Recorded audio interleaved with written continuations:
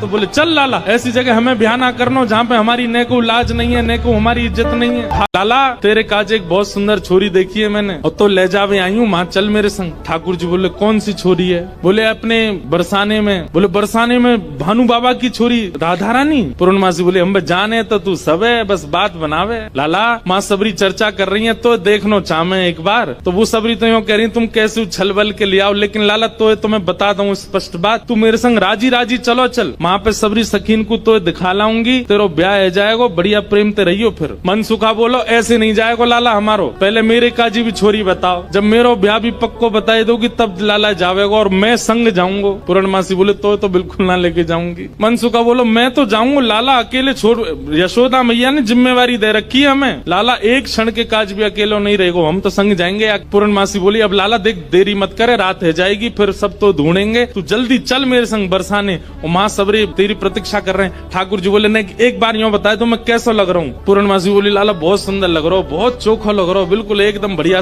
अभी गैया चरा रहे हैं, गोबर लगाए जगह जगह पे, लेकिन फिर भी पूर्णमासी कह रही बहुत बढ़िया लग रहा हो लाला, ऐसी चलो चल। मन सुखा बोलो हम बता दे हम कैसे लग रहे हैं? तू तो ऐसा लग रहा हो कोई बंदर नहा के आयो हो, बाकी सबरे बाल चिपक जाए। मन सुखा बोलो तुम मुझे ज्यादा ना बोल रही, यूँ ना पता हो कि लाला अगर मैं इशारो कर दूंगा तो जावेगो नहीं बरसाने की ओर। पूर्णमासी बोली तू कर दे इशारो एक बार याकू।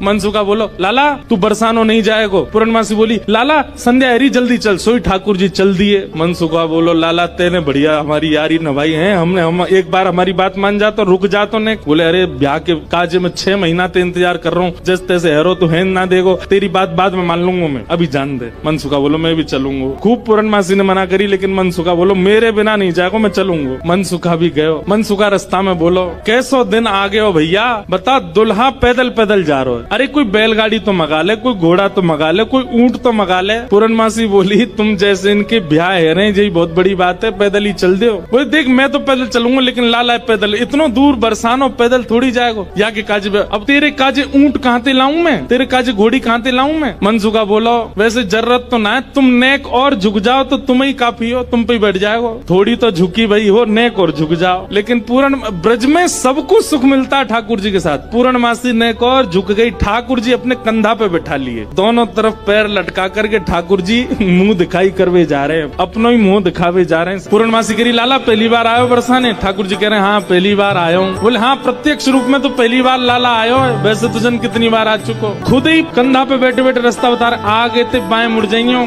यहाँ ते दाएं मुड़ जाइयो, यहाँ ते सीधे चलियो, वही है। अच्छा पहली बार आयो तू? ठाकुर जी बोले ना आ चुका हूँ, लेकिन स्वप्न में आयो, स्वप्न में देखो मैंने बरसानो। लेकिन जैसे ही ठाकुर जी पहुँचे बरसाने, हर घर में मानो जैसे आनंद की अपने आप लहर छाने लगी, चंदन की सुगंधी आने लगी, शीतल वायु सबके अंग को स्पर्श करके आह्लाद प्रकट करने लगी। जिस रूप माधुरी का दर्शन आज तक नंदगांव गोकुल की गोपियां करती थी, आज उस रूप माधुरी का दर्शन बरसाने की गोपियां कर रही हैं। हर घर में गोपियां अपनी अटारियों पर खिड़कियों पर आकर के खड़ी हो गई हैं, श्याम सुंदर की मनोहर झांकी को देख रही हैं। पूर्णमासी जैसे ठाकुर जी को लेकर के कीर्ति भवन में पहुंची है, आहा सामने से कीर्ति मैया ने पहली बार लाला को देखो है, क्या रूप झांकी, क्या ठाकुर जी के सुंदर नेत्र, क्या ठाकुर जी की छवि।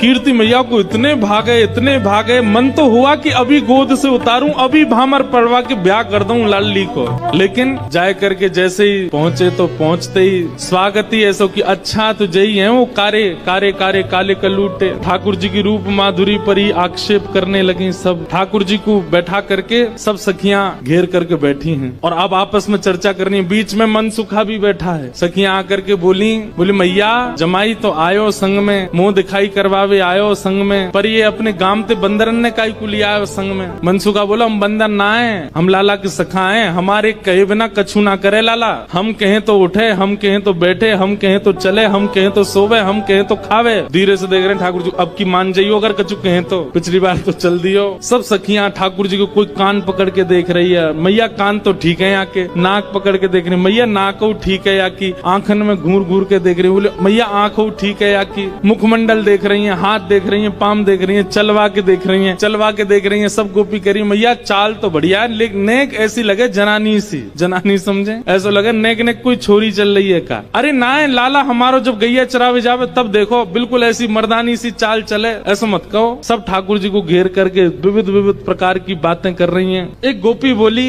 लाला तुम बाकी सब चीजन में तो ठीक हो, लेकिन फिर चोरी काय को करो। ठाकुर जी बोले, हम चोरी ना करें, ये सबरे ब्रजवासी मक्खन निकालें, दूध घी दही सब इकट्ठो करें और कंस को जाकर के दया में, तो कंस के यहाँ जावे से रोकें, वहाँ हमारे चोरी करें। और मक्खन की चोरी, दूध की चोरी, दही की कोई चोरी है? चोरी तो आभूषण की होयो करे। तभी एक गोपी बोली, हमने तो ये भी सुनी है कि तुमने किशोरी जी की मुंदरी चुरा ली एक बार। ठाकुर जी बोले, अरे ये तुम्हारे घर से जो मलाई दूध आदि सब खाए ना, ये गोपीन के घर से चोरी नहीं भैया, उनके जप तप को फल मिला उन्हें कि मैं उनके यहाँ चोरी करवे आया हूँ। मैं तो यहाँ ब्रज में जन्मा हूँ। मुंदरी जो हमने चुराई वो तेरे पति की नहीं, तो तू मत बोला हमते कि कौन की चुराई कौन की नहीं चुराई, हम दोनों एक हैं। तुम कहा जानोगी यह बात? अरे तू हमते का पूछ रही है? ये श्यामाजू तो नित्य हमारी है, ये सदीनते हमारी है, इनके संबंध में इतनी जांच पड़ताल और पूछ तूछ तुम कर रही हो, अरे ये तो सदाते हमारी है, या मैं पूछवे की कहा बात है। सब सखी बोली, हे कीर्ति मैया, जमाई तुम्हारो सर्वगुण संपन्न है, बोलवे में हूँ आगे,